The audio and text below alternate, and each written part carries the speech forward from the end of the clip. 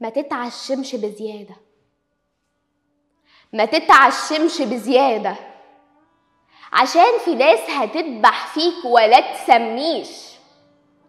ووقت الجد كالعادة تشوف حواليك تلاقي مفيش ولا حد وقف جنبك.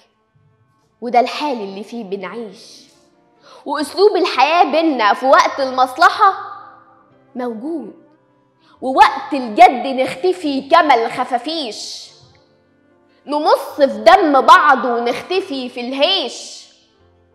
ما تتعشمش قوي في الناس، ما تتعشمش، عشان قلبك ما يتألمش، عشان عشمك ده فيه كرامتك، وكل ما زاد وما تتحققش تحس فيها بإهانتك، تحس كرامتك اتهانت، تحس كرامتك اتهانت، وثقة العهد اتخانت.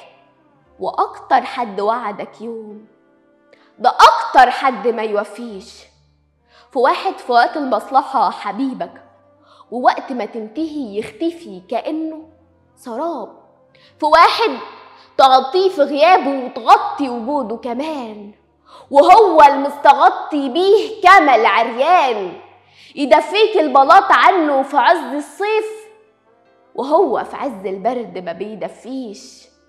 ما تتعشمش قوي في الناس، ما تتعشمش، عشان قلبك ما يتألمش.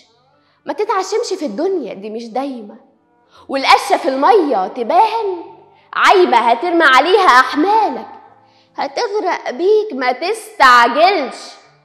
ما تتعشمش قوي في الناس، ما تتعشمش، عشان قلبك ما يتألمش.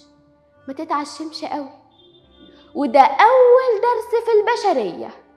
فأخ بيقتل أخوه، أخ بيقتل أخوه، ومات من عشمه ما تكلمش، ومات من عشمه ما تكلمش.